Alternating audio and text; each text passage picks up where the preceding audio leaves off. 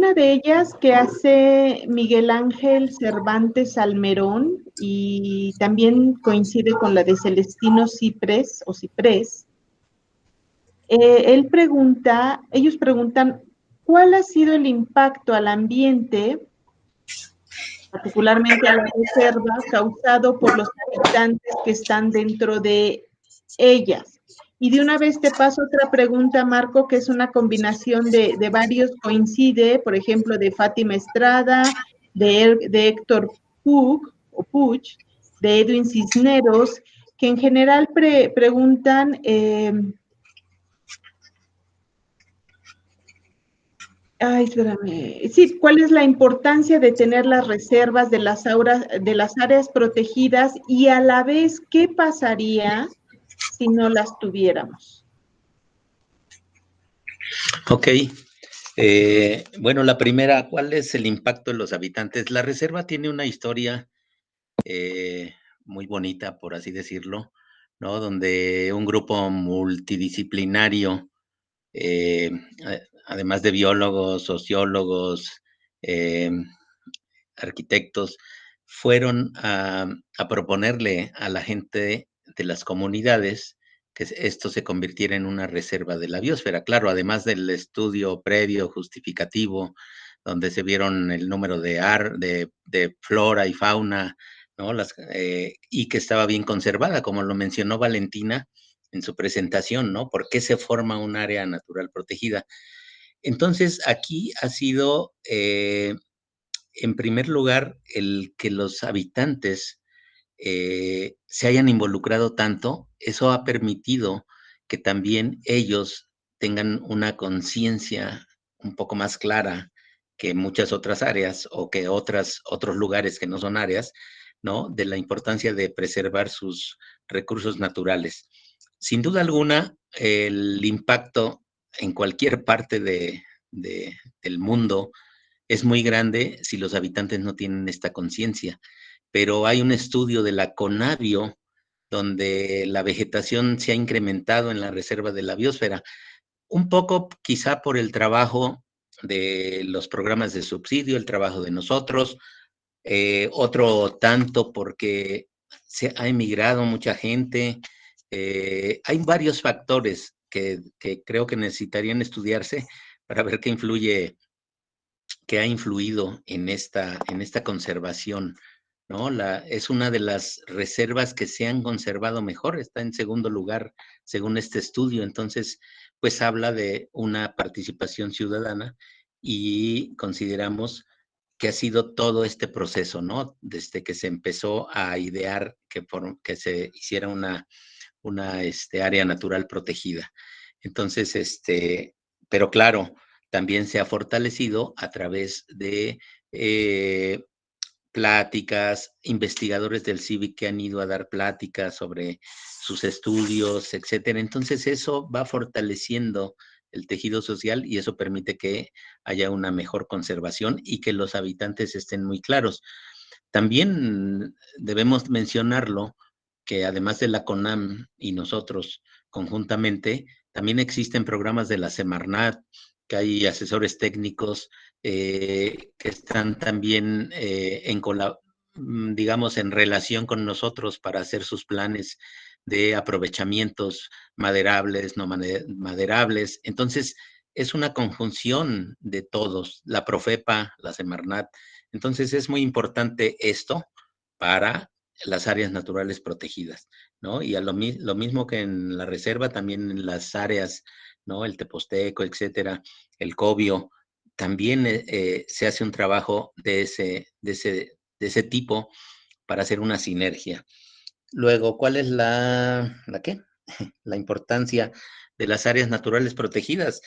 Un área natural protegida, como lo comentó Vale, pues nace de que tiene una gran riqueza en biodiversidad y que está conservada.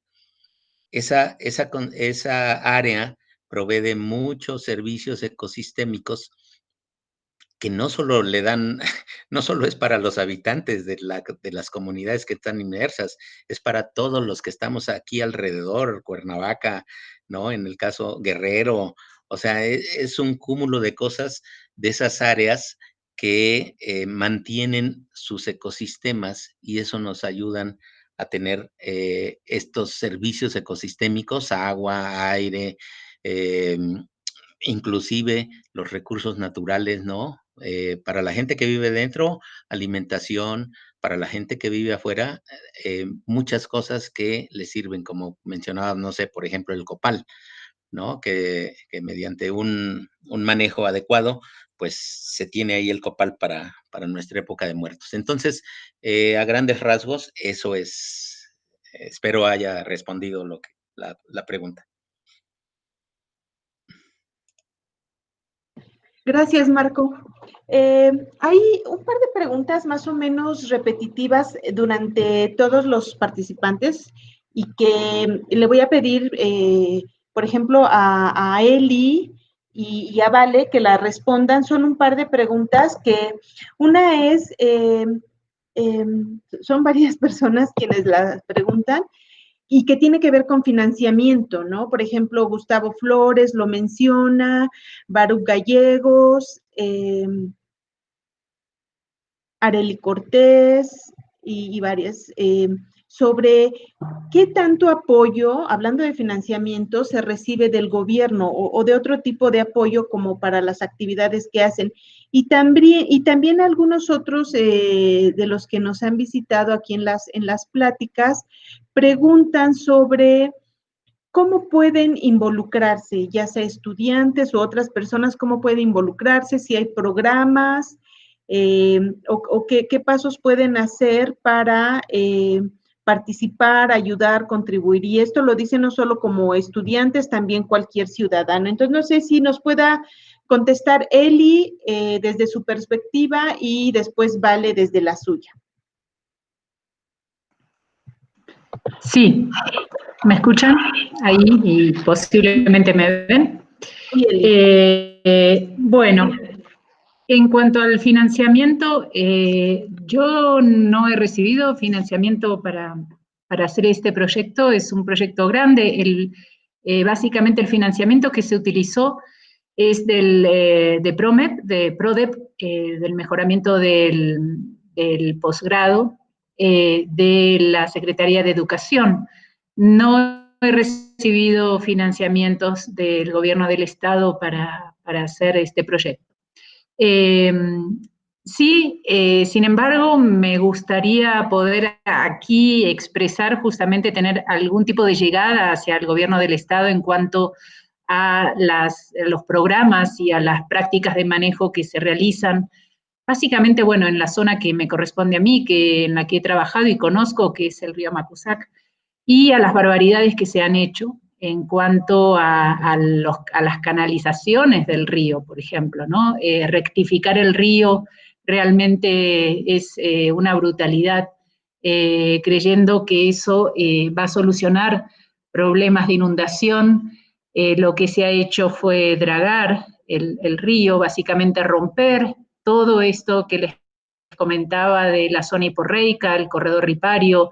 Esas son zonas de intercambio de agua, de nutrientes, en donde habitan un sinnúmero de microorganismos que aún ni siquiera los tenemos clasificados, o sea, y que en realidad son importantes porque hacen un montón están involucrados en muchísimos procesos que tienen que ver con el mejoramiento, el filtrado de las aguas, justamente, ¿no? O sea, realmente lo que se ha hecho en el Amacuzac ha sido una barbaridad, me preocupa mucho, y a mí también me preocupa de la manera en cómo vincularnos con el gobierno del Estado en cuanto a las tomas de decisiones que están teniendo, ¿no? O sea, realmente las palas excavadoras se metieron, quitaron las piedras, no solo rompieron el fondo, sino que depositaron toda esa grava sobre los bordes de los corredores, o sea, un desastre total.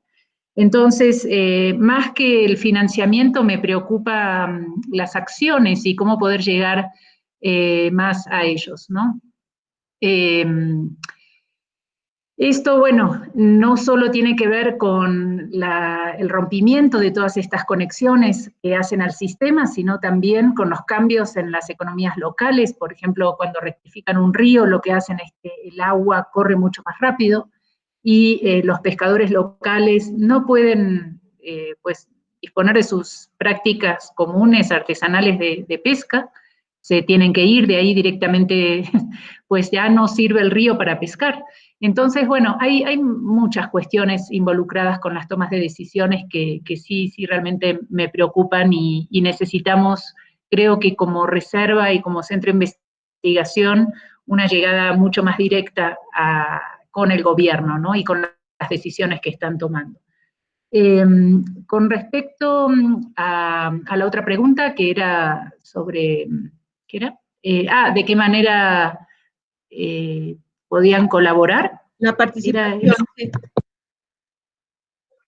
La participación, pues bienvenidos a acercarse al CIVIC y bueno, bueno, lamentablemente en estos momentos de pandemia es un poco difícil decir eso, ¿no? Pero hay maneras de poder contactarnos con la gente que trabaja directamente en la reserva, con los programas, en los programas que mencionó también Marco hace un momento.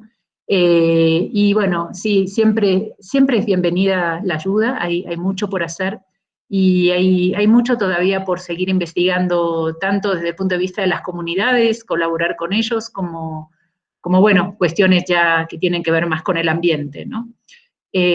No sé si tal vez Vale, Valentina pueda complementar algo más, ¿vale? Gracias, Eli. Sí, el asunto de los recursos es un asunto importante porque hay que coordinar o tratar de empatar los tiempos en los que necesitamos hacer los proyectos, ya sea de aprovechamiento como los que menciona Marco, o los de investigación o los de tesis, con los tiempos de los dineros. En mi experiencia, para los proyectos que he realizado en la Reserva de Sierra de Huautla, no pude conseguir un proyecto económico grande, ¿no?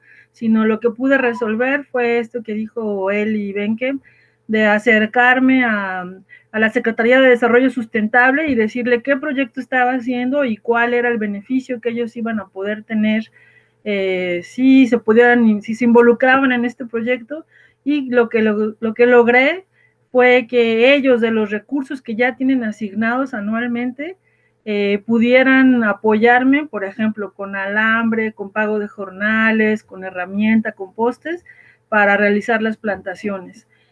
Por eso me refiero a los tiempos, ¿no? O sea, para las dependencias de gobierno, ellos solicitan el dinero por aquí, por octubre, noviembre del año anterior, para que se pueda ejercer el próximo año, y a veces ese dinero les llega a ellos en abril, mayo e incluso hasta noviembre del siguiente año, ¿no? Entonces, esa es la parte que hay que, pues, empatar o conseguir recursos de otro modo para que ese recurso sea complementario, ¿no? Pero los tiempos que tenemos, sobre todo en este ambiente que es estacional, son muy distintos a los tiempos en los cuales fluye el recurso económico en las dependencias de gobierno, ¿no? Eso ha sido con respecto a Sierra de Huautla. Cuando trabajé el proyecto de manantiales en los Tuxtlas, ahí hubo una fuente de ingresos de distintos lugares, ¿no? El dinero más importante se consiguió del extranjero, de un apoyo del PNUD, de la ONU, en donde esa reserva caía dentro de una zonificación que ellos tenían de áreas prioritarias que querían conservar o que querían apoyar, y fue un recurso que se bajó a través de la reserva. O sea, ese fue el apoyo más grande, y para poder seguir por varios años, ese apoyo permitió establecer los cercados, pagar los jornales para las colectas y los jornales para el establecimiento de viveros locales. Y todo lo que después fue sucediendo de apoyos como una especie de subsidio, pero no era algo formal, sino apoyos para la gente que había entrado al proyecto con su manantial, se logró gracias al gobierno del estado de Veracruz, que daba pagos anuales, ¿no? Donde decíamos, mira, el proyecto creció en un 20%, en un 30%, o duplicó, triplicó, entonces el gobierno apoyaba para dar el apoyo y podía utilizar a su vez como bandera o estandarte ese proyecto. Entonces, y después ya no hubo apoyos, ¿no? Entonces fue la gente de la comunidad que consiguió, o amigos, en el caso de Veracruz, de Vivero de Tebanca, que decían, oye, mira, el proyecto es esto, y la gente daba, bueno, pues yo pago unos alambres, yo pago unos jornales, pero sin duda estos trabajos se logran gracias a que la gente entiende los pobladores locales entienden cuál es el poder de estos proyectos en mi caso, de restauración, y decide esperarse a que los pagos lleguen, o poner con sus propias manos el trabajo, o promover para conseguir otros recursos. Entonces, la ventaja de estar dentro de un área protegida es que hay recursos como los que mencionó Marco para poder complementar. En mi experiencia no es que con un fondo puedas realizar un proyecto, sino tienes que ir juntando, y que sí es muy importante vincularse con las autoridades locales, porque ellos de todos modos tienen que realizar actividades de restauración, y pues qué mejor que las hagamos juntos, discutiendo cuál es la mejor forma de hacer la restauración, y pudiendo atender lo que las dependencias del gobierno necesitan, lo que los pobladores necesitan, y lo que desde nuestro punto de vista científico se debería de hacer, ¿no?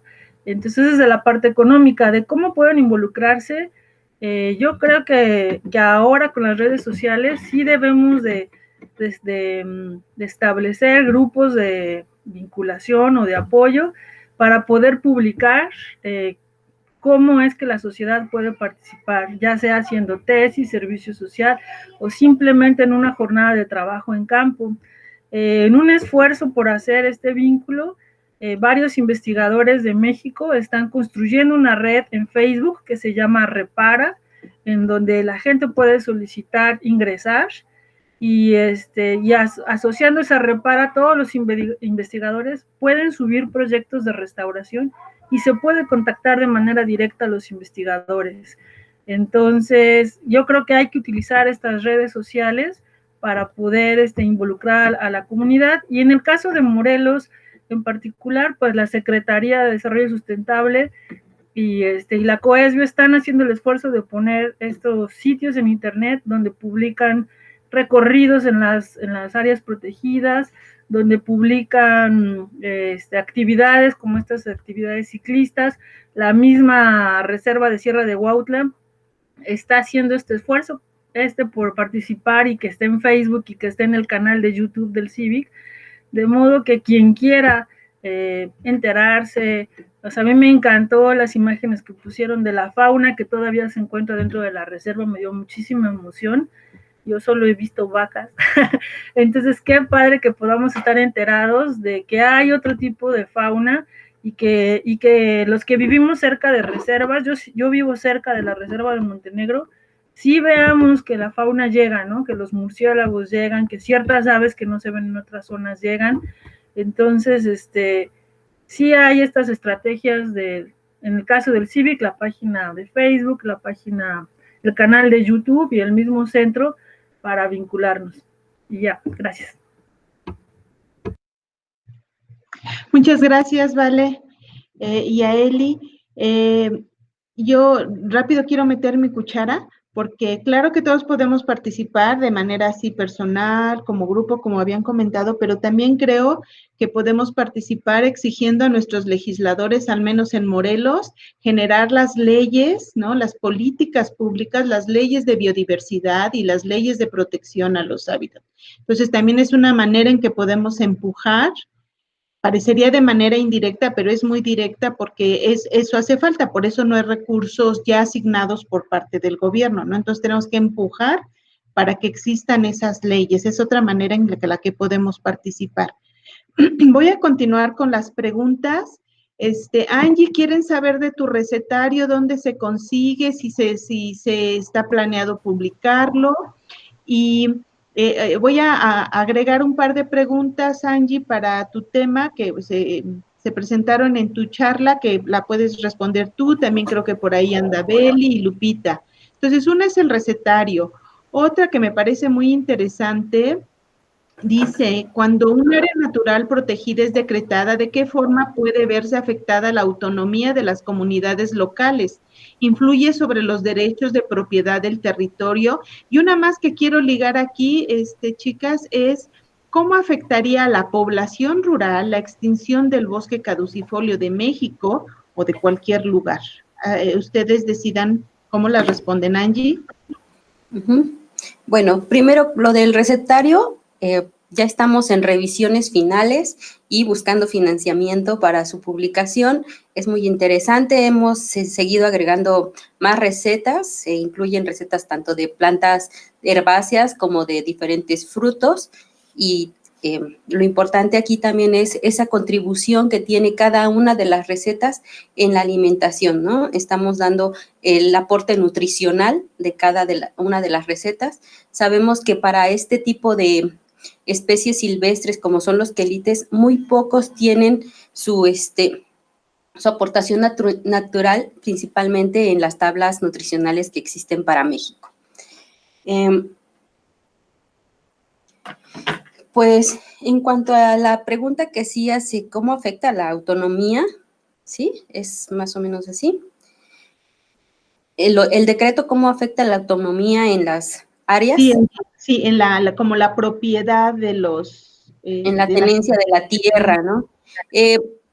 Precisamente, bueno, este trabajo lo ha realizado el doctor Javier López.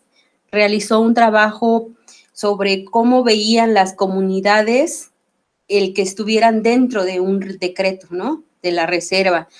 Esta reserva se decretó y es una en las que se ha realizado, como lo dijo Marco, una zonificación. Para esta zonificación se tomó en cuenta a las comunidades, se hicieron talleres dentro de las comunidades con las autoridades, preguntándoles cómo pedían o cómo querían que estuvieran distribuidas las áreas, tanto para protección como para seguir cultivando, áreas que podrían ser cambiadas y áreas que no se iban a tocar, ¿no? Creo que para esto las comunidades, más allá de ver una afectación, han visto un beneficio, porque en el caso del venado, antes en las poblaciones cercanas, como limitamos con el estado de Puebla y Guerrero, del lado de la parte de Guerrero se estaban metiendo mucho a sacar al venado, a cazarlo. Ahora, con estas restricciones que pone un programa de manejo, pues ya tienen que tener una UMA que les permite llevar un control de cuántos individuos pueden cazar cada año. Así también se ha desarrollado para las diferentes plantas, se han desarrollado diferentes UMAs para diferentes especies, como por ejemplo para el cuachalalate, ¿sí? Y bueno, y es ahí cuando ellos se dan cuenta que siguen siendo dueños de sus propios ejidos y controlando la extracción de sus recursos naturales. Y bueno, la otra era, pues los pobladores al principio sí pensaban que se iban a ver afectados con este decreto, pero como les comenté, más que verse afectados, están viendo que ahora es un beneficio, porque con el trabajo de la leña también nos dimos cuenta que había mucha gente que se metía a extraerla y no había un control. Ahora, porque ya existen unas autoridades como es que controlan toda la extracción de los recursos naturales. ¿La Profepa? La Profepa, sí, ya es más complicado que venga gente de otros lugares, se meta a tirar árboles y sacarlos, si no es con la autorización del ayudante o comisariado ejidal de cada una de las comunidades. Es ahí donde las comunidades se dan cuenta que no son tan afectados por este decreto, ¿no? Que al contrario, les beneficia en algunas partes, en mucho, y más para cuidar sus recursos naturales y el uso de ellos.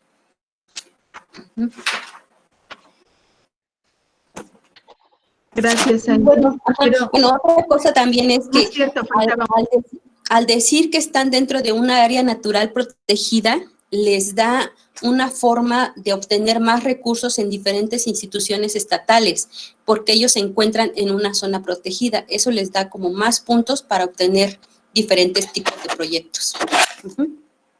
Muchas gracias.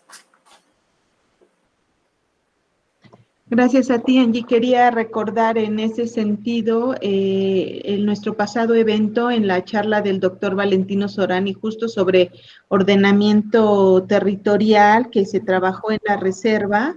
Para quien guste esa charla y todas las del evento pasado están en el canal de YouTube del CIVIC, y él explica en su ponencia todas las implicaciones que tuvieron que pasar justo para tener un orden en el uso de los recursos, ¿no? En el terreno. Ok. Gracias. Voy a presentar, pasarle una pregunta a Eli muy particular para los ambientes riparios. Son dos combinadas, Eli, de Misaday Hernández y Mariana Ruiz Aguilar. Dice, ¿en qué cuerpos de agua es posible hacer restauración ecológica? Y la otra pregunta, ¿existe manera de garantizar la conservación de la vegetación riparia total? Hipotéticamente hablando, ¿qué pasaría si se eliminaran las especies exóticas de tajo dentro de un ecosistema?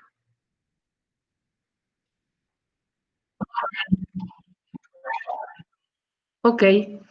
Bueno, con respecto a la primera, pues en cualquier cuerpo de agua puedes hacer restauración ecológica. Claro que el enfoque va a ser diferente si se trata de un corredor ripario en donde tienes inmerso, por ejemplo, en este caso, en un bosque estacional en donde tienes estas cuestiones de aumentos de caudales, desbordes. No es lo mismo este tipo de ecosistema ripario que, por ejemplo, los ecosistemas de los grandes ríos de la Amazonía, en donde tienes también estos eventos de fluctuaciones de agua, con 6 meses a veces, pero que el agua permanece desbordada durante 6 meses. Entonces, hay muchas cuestiones que hay que tener en cuenta en cuanto a la permanencia, a los tiempos que el agua permanece inundando los corredores riparios. O sea, en el caso de la Macusá, que es un evento como, podríamos llamarlo como transitorio. En general, en ambientes secos, los ríos tienen esta cuestión de ser los eventos con agua muy esporádicos, pero a la vez muy fuertes. El agua trae vida, pero trae mucha muerte, porque arrasa con todo lo que tiene por el medio. Por ejemplo, cuando yo trabajé en Baja California, en ecosistemas de oasis de desierto, y realmente todo el tiempo uno está trabajando en el río seco. Los eventos con agua son muy, muy esporádicos, y como les decía, con otras características, otros caracteres de los ríos. Entonces, bueno, dependiendo del sistema en el que estés ubicada, el clima, ya sabes que los grandes moduladores de los ecosistemas es el clima y es el basamento geológico. De eso depende el enfoque que tú le vas a dar a la propuesta de restauración, ¿no? Por eso siempre repito, hay que conocer mucho el sistema, cómo va a responder a estas prácticas que tú quieras hacer de restauración. Pero sí se puede. Ahora, entre las polémicas que existen justamente en ecosistemas riparios es qué es lo que queremos restaurar. En los ríos muchas veces no conocemos, y esto se liga un poco con la siguiente pregunta que me hacías, en los ríos no sabemos muchas veces cuál es la vegetación original, cuál es la comunidad original en ese río, porque como les comenté, el río es un transportador de muchas cosas, y así como transporta vegetación nativa, también conecta especies exóticas, ¿no? Y bueno, y ocurre en los agroecosistemas particularmente. En muchos países se está estudiando justamente cómo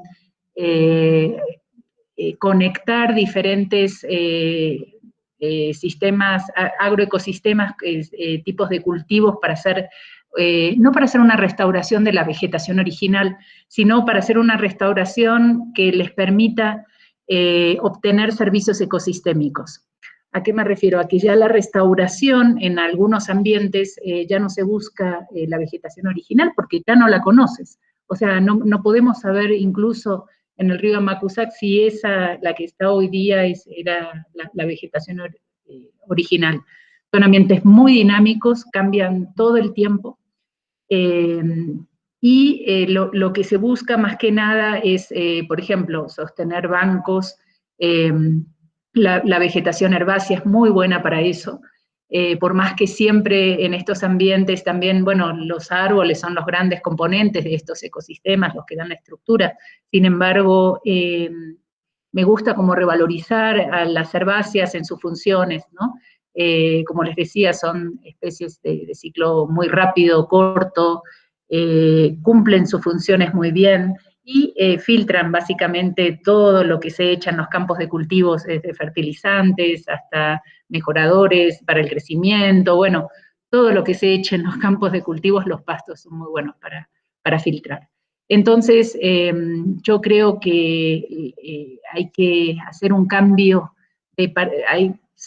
como de paradigmas, ¿no? Pensar un poco más en lo que queremos conservar. Si realmente tenemos la capacidad de conservar una vegetación original, pues venga, buenísimo, ¿no? Tendremos sitios bastante, digamos, entre comillas, no prístinos, pero bueno, menos alterados. Pero básicamente hoy día yo creo que tendremos que pensar en restaurar los servicios ecosistémicos, ¿no?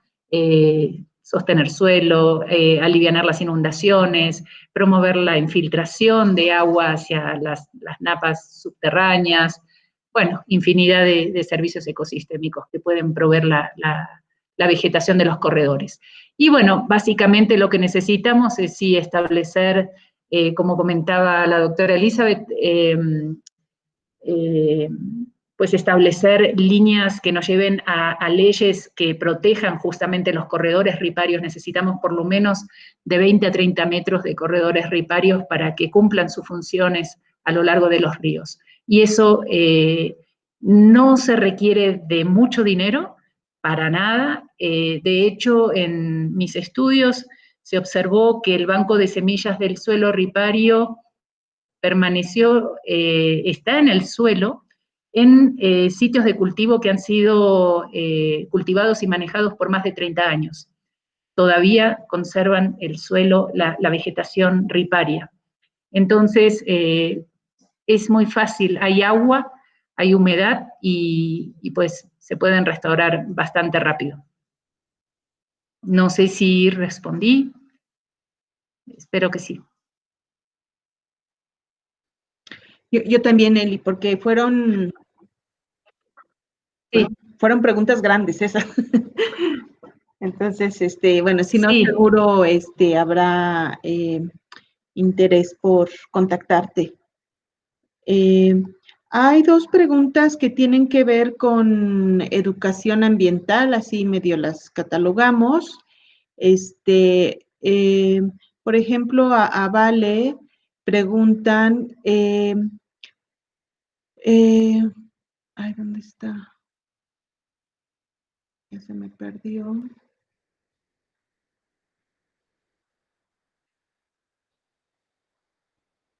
Sí, bueno, que sí hay estrategias o qué estrategias se utilizan para implementar la educación en cuanto al cuidado del medio ambiente en las instituciones. Aunque nosotros, bueno, estamos en institución a nivel de la universidad, ¿verdad? Pero bueno, surgió esta pregunta en tu charla, ¿vale? De Edwin Cisneros, y relacionado a educación ambiental, la voy a poner de una vez para que Eli responda después, a que así me la catalogaron. Aquí es una pregunta larga, ¿no? Que da varios puntos. Dice, buena parte del curso del río Amacuzac atraviesa la Rebioche, la importancia y recurrencia de la pesquería de subsistencia en las comunidades asociadas a las riberas. la casi nula inclusión de la ictiofauna en los planes de manejo, la presencia de al menos 2 especies nativas sujetas a este tipo de aprovechamiento, como el bagre y la mojarra. Mi pregunta en concreto es, ¿existe algún tipo de educación ambiental o opciones de manejo hacia los pescadores? Por ejemplo, la aplicación de vedas, tallas mínimas, etcétera. Esta pregunta la hace Néstor Rosales, estudiante de doctorado. Entonces, le voy a dar la palabra a Valentina y después a Eli, cuando acabe Valentina, ¿ok? ¿Les parece? Gracias. Con respecto a educación ambiental, yo creo que cuando hay un interés, si no existe el instrumento que nos ayude a hacer educación ambiental sobre ese tema, se genera, ¿no? Por ejemplo, me han contactado para participar en escuelas en donde tienen incluso desde el kinder que cubrir el desarrollo del pensamiento científico, ¿no? Entonces ellos me dicen, ay, tengo esta inquietud, y yo les digo, bueno, yo les puedo ofrecer esto, y a veces lo que se construye es algo mucho más elaborado, ¿no? No solamente es una plática de cuántas especies hay, sino quieren que los niños puedan generar una pregunta científica, puedan generar una hipótesis y diseñar un experimento tal vez sencillo en donde puedan poner a prueba esa pregunta. Me parece muy interesante porque si ellos pueden hacer toda esa elaboración del pensamiento científico, se pueden plantear en el futuro cualquier pregunta y después de eso diseñar una gran diversidad de experimentos que les permitan contestar esa pregunta a distintos niveles. Entonces ese ejercicio se puede hacer a cualquier nivel, a nivel escolar, a nivel de vecinos. Con los vecinos también me tocó enfrentar que decidieron quemar unas palmeras porque había murciélagos, ¿no? Entonces se sugirió una reunión, se abordó el tema, se invitó a especialistas que nos hablaran sobre los murciélagos y que entonces después como vecinos pudiéramos tomar una decisión sobre cuál es el mejor manejo de esta fauna, si la queremos o no la queremos tener, si la tenemos, cuáles son los riesgos o cuáles son los beneficios. Entonces, si no existe el instrumento de educación ambiental que pueda resolver lo que queremos aprender, lo podemos generar, ¿no? Convocar a los investigadores que tienen la información con las personas que están enfrentando una situación a resolver. Entonces, esa yo creo que en mi experiencia ha sido la mejor forma de resolver, y ya ahora con internet es muy fácil contactar a estas personas, ¿no? A los investigadores que estamos realizando o generando información con las personas que tienen una problemática a resolver. De todos modos, el CIVIC está trabajando en estrategias concretas, no sé, de esto de participar en escuelas, de dar talleres, y me imagino que en algún momento estarán a disposición en la página del CIVIC para que la gente se pueda acercar de manera directa. A lo mejor no es que tenga una problemática, pero cuando veo la lista de cursos o talleres, pues algo se me antojará, ¿no? Entonces el CIVIC está trabajando como resultado de acercamiento con la gente y de cómo hay un interés real de la población en saber un poco más, ¿no? Entonces sí es creo que la gasolina de que busquemos información es tener curiosidad y se busca la manera de resolverlo, ¿no? Creo que con eso contesto la pregunta. Gracias. Gracias, Vale. Adelante. Sí, con respecto a lo que se mencionaba en la pregunta, el hecho de que hubiera algún programa de educación ambiental con los pescadores, no estoy segura, no sé si existe o no. Tal vez podríamos preguntarle esto al doctor Humberto Mejía Mojica, quien trabaja también en el Amacuzac, más relacionado con la ictiofauna. Yo he colaborado con él en varios proyectos, de hecho, bueno, en uno en el que trabajamos con los procesos de dispersión de semillas por algunos peces, que bueno, en un momento se pensaba que no eran dispersores, pero sí vimos que encontramos 4 especies, 2 nativas y 2 exóticas, que cumplen una función, digamos, nuevos roles en un ambiente realmente que ha sido transformado. O sea, la particularidad de la Macusac es que además es un ambiente con respecto a la ictiofauna totalmente alterado. A lo largo de 100 años ha cambiado la cadena trófica, son como 13 especies exóticas, creo, y 2 extirpaciones regionales que ocurrieron, y bueno, realmente hoy día tenemos una mezcla, una cadena trófica totalmente alterada. Eso lo hace, a su vez, bueno, por un lado, es preocupante, obviamente. Eso se debe a muchas cuestiones, ¿no?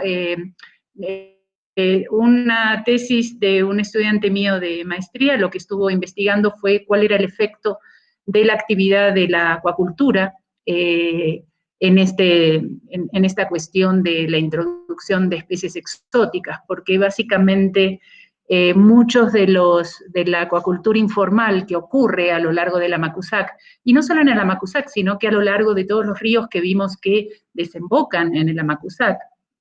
Finalmente, bueno, estos estanques son limpiados de una manera muy artesanal, en donde, bueno, se libera todo, no solo especies, huevos, sino que es realmente un peligro cómo se está manejando. Hay un informe sobre esto, justamente, y bueno, la idea, a ver, se me perdió la conexión, perdón. Perdón. Todavía te escuchamos. Hola, hola, ¿no? Se ha perdido la conexión. Sí, te escuchamos. Ah, bueno. A ver, quito la cámara para quitarle peso, tal vez. Sí. Bueno, es que me aparece que se perdió la conexión. Entonces, bueno, sí, realmente es un problema y grave el hecho de los escapes de especies exóticas a los arroyos, a los canales que se conectan entre campo y campo. Finalmente, siempre ese canal llega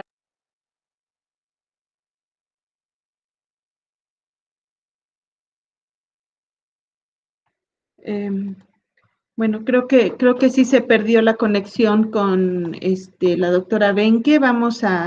Seguro va a tratar de conectarse otra vez.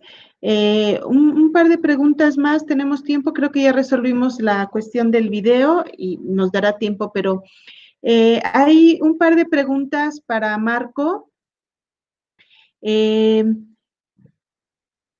Una es...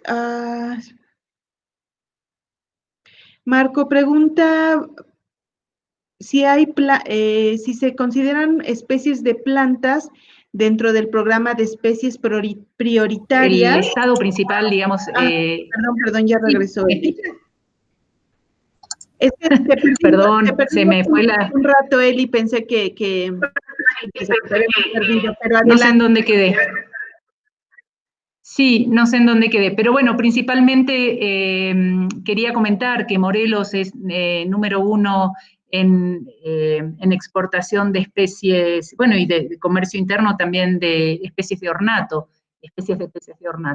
Esto ha hecho que, bueno, esa actividad haya crecido y, bueno, le ha dado muchos beneficios a las comunidades. Sin embargo, el costo ambiental ha sido bastante alto. Y entonces, bueno, sí es preocupante lo que ocurre hoy día con la ictiofauna en el Amacuzac. Sin embargo, bueno, yo creo que no es, bueno, sí pudiera ser de buena ayuda algún programa de educación ambiental para los pescadores, pero realmente ellos no son los que están realizando un impacto tan fuerte como es la actividad de la acuacultura en el Estado, ¿no? Que sí realmente hemos encontrado entidades del gobierno sembrando tilapia directamente en el río Amacuzac. Entonces, cuando esto ocurre, o corres riesgo tu vida de denunciarlos, o bueno, o lo reportas, ¿no?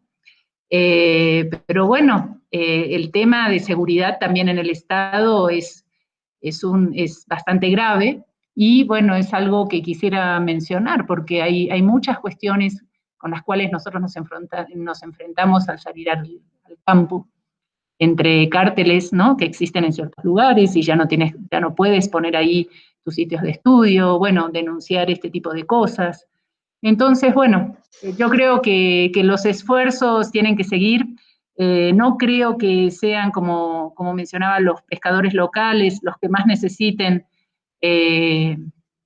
un curso de educación ambiental. Justamente ellos creo que saben muy bien cómo funciona su sistema. No vendría de más hacerlo, posiblemente, pero yo creo que hay que tocar otros hilos antes, ¿no?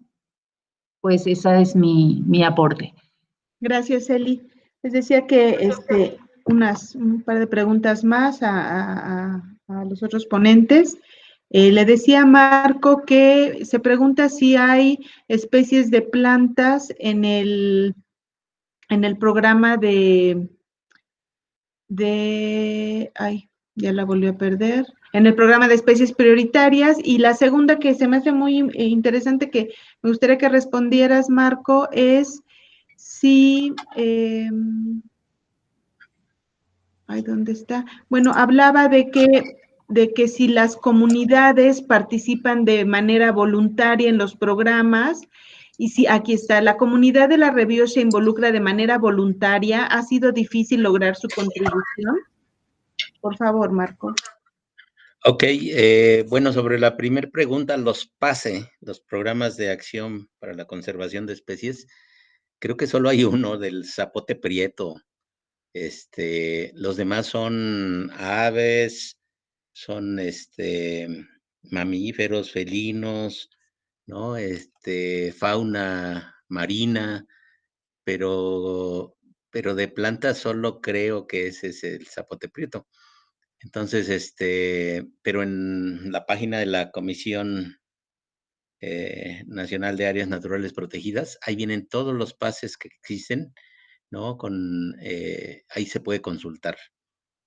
Por otro lado, las poblaciones, creo que lo comenté, ¿no? ¿Cuál es el proceso de cómo se incorporan los pobladores de las comunidades a estos programas?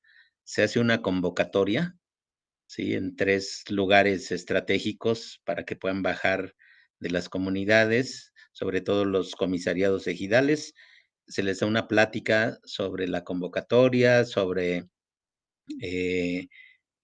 los requisitos para cada programa, etcétera.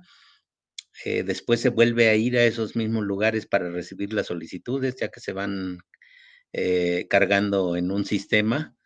Eso lo hacemos, nos apoyan los municipios donde hay internet, etcétera, y vamos subiendo las solicitudes. Entonces, ellos tienen mucha libertad. Claro que llegan proyectos que cuando no les vemos viabilidad ni que están dentro de acciones que no son muy congruentes con el programa de manejo, no las desechamos de ninguna manera, sino que se pueden dar de alta en el sistema, pero cuando se hace la dictaminación, hay una serie hay unas calificaciones que es lo que le va restando puntos. Pero todos los programas es la población quien la solicita, sobre todo, ¿no? Y respecto a su experiencia, por ejemplo, esto de especies prioritarias sale a raíz de que ha habido programas de vigilancia y monitoreo comunitario, entonces comentan, no, pues que vimos esto, vimos aquello, y se acceden a los diferentes programas de especies prioritarias. Entonces, nunca o tratamos de no influir tampoco demasiado, ¿no? En sus propuestas, ¿no? Pero por lo general son propuestas que tienen que ver mucho con su problemática y con su visión que tienen de la reserva. Entonces, casi no hay propuestas que se contrapongan con el objetivo de la reserva, ¿no? La mayoría son de conservación, y las que son proyectos productivos están contempladas dentro de los lineamientos de los programas. Gracias. Gracias a ti, Marco. Bueno, un par de preguntas más y ya para que nos dé tiempo del video y cerrar. La primera pregunta es para Angie. la hace Daniel Ocampo. ¿Cuál es el impacto de la introducción de especies no endémicas? De hecho, no solo en las áreas naturales protegidas, sino en cualquier lugar. De una vez le voy a hacer la pregunta a Valentina, la siguiente, para que yo no interrumpa entre una y otra. Teo Isaías pregunta, ¿cuál es la postura o su postura de restaurar con sistemas agroforestales? Angie primero, por favor. Sí. Del impacto de las especies endémicas, introducidas, bueno, en cuanto a las especies útiles, sí hay un impacto, pero es de por sí, se ha venido dando, porque por ejemplo, en la alimentación no solamente se utilizan las plantas silvestres, muchas de las plantas utilizadas para la alimentación también son cultivadas. Algunas de ellas, por ejemplo, para la medicina tenemos las mentas, las hierbabuenas, que esas tenemos un muy fácil acceso y no necesariamente se tienen que llevar al campo, pero sí se encuentran dentro de los mismos huertos. En los huertos es donde se ven más introducidas, no tanto así en las áreas de campo. Y bueno, si hablamos de especies como el maíz, la jamaica, la jícama, pues obviamente estas generan un ingreso económico para las comunidades. Tal vez no generan el ingreso, pero tampoco las hacen generar un gasto. Y también les ayudan a obtener recursos, como decía Marco, con los programas de apoyos de plantas, como el maíz criollo, pues van ocupando espacios, ¿no? Hay gente que por recibir estos apoyos de fertilizantes, de mejoramiento de semilla, pues van desmontando para ir haciendo estos monocultivos. Principalmente en la reserva de la biosfera se siembra maíz. Creo que ese sería el impacto, desplazando a las especies nativas y abriendo más áreas, ¿no?, para los cultivos. Gracias, Angie. Sí. ¿Vale? Sí, un poco como lo que dijo Eli Benke, siempre es importante preguntarse para qué, en dónde vamos a hacer la restauración y para qué la vamos a hacer, ¿no? Y quién va a ser beneficiado por esa restauración. De modo que no hay una receta para que se pueda aplicar para todos los lugares, ¿no?, ni bajo todas las circunstancias. Siempre habrá que trabajar con la gente poseedora del terreno para saber cuáles son las condiciones del sitio, la cercanía a un sitio conservado y saber qué manejo se le va a dar, ¿no? Un poco lo discutimos hace poco en el CIVIC con la gente que está haciendo el programa de Sembrando Vida, ¿no? De modo que si estamos trabajando dentro de una reserva, sí es indispensable que cualquier proyecto que planteemos sea con especies nativas. Esas son especies que se establecieron de manera natural en la zona. No significa que se hayan estado muchos años ahí, no basta con eso, ¿no? Porque podrían ser especies que hemos manejado las poblaciones humanas para que estén ahí, pero no son originarias de esa zona. Y sería la misma respuesta sobre los sistemas agroforestales, ¿no? Si va a estar dentro de una reserva, pues ese sistema deberá de tener especies nativas, porque el objetivo de un área protegida es poder preservar la diversidad de estas especies, incluso la riqueza genética. Entonces, estas especies que se utilicen en un sistema agroforestal, incluso silvopastoril, deberá de tener especies nativas, de preferencia colectadas en la zona, ¿no? Que no sea solo la especie, sino también sean semillas que se colectaron en la zona cercana o lo más cercana posible, ¿no? Con el objetivo de poder mantener esta diversidad genética, no solo a nivel de especies, sino también de poblaciones. Ahora, como dijimos que estas áreas protegidas tienen gente viviendo adentro, pues sí es importante que estas intervenciones tengan un beneficio pues económico o un beneficio de manera directa para los pobladores, de modo que los pobladores estén interesados en realizarlas o disminuyan su presión de uso de los recursos naturales por estos sistemas de menor impacto, ¿no? Se puede discutir si eso va a contar o no va a contar como una restauración ecológica. El objetivo de la restauración es la recuperación de estructura, función y autosuficiencia.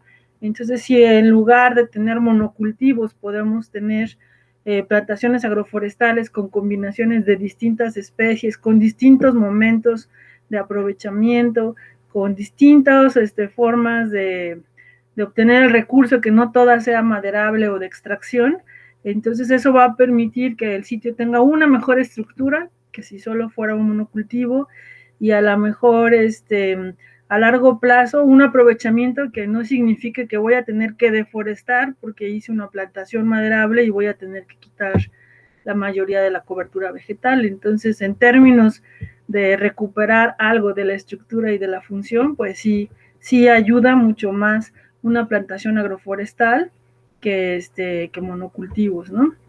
Y sabemos que la importancia del aprovechamiento ganadero en la zona, y también con Paisajes Naturales, que es una asociación civil, se ha promovido el establecimiento de parcelas que sean bancos, plantaciones que sean bancos de proteínas, para que el ganado pueda consumir hojas o ramas de estos árboles y arbustos que son ricos en nutrientes para el ganado, y consideramos que es mejor que establecer pastos exóticos que no favorecen la incorporación de nutrientes al suelo. Entonces, sin perder de vista que hay pobladores viviendo en la zona que tienen necesidades económicas reales en el corto plazo, corto mediano plazo, tenemos que pensar o hacer, aprovechar todas estas formas de manejo de los recursos que nos permiten un aprovechamiento menos intensivo, o que no sea tan extractivo como otras prácticas que se han realizado de manera masiva y que muchas veces dependen de su éxito de la utilización de fertilizantes y pesticidas. Entonces, está comprobado que estas otras estrategias disminuyen la necesidad de utilizar pesticidas, porque al no ser monocultivos, la incidencia de plagas disminuye, ¿no? Entonces, se pueden buscar estrategias y, bueno, a lo mejor no vamos a recuperar el sitio a sus condiciones naturales, pero sin duda va a ser mejor que lo que estaba. Gracias. Muchas gracias, Vale. Pues hemos dado más o menos un recorrido por todas las preguntas que nos hicieron favor de hacer llegar. Espero que no se nos hayan escapado muchas. Sé que algunas sí se nos escaparon porque, bueno, afortunadamente hubo muchas preguntas. Sin duda podrán contactar a los ponentes y a otros investigadores del CIVIC por más preguntas o porque quieran involucrarse. Qué padre, son bienvenidos todos. Crucen los dedos, parece que está bien ya el video. Lo voy a transmitir yo desde aquí, voy a compartir la pantalla. Espero que corra todo. Si no, de cualquier forma, yo regreso aquí a la pantalla con ustedes.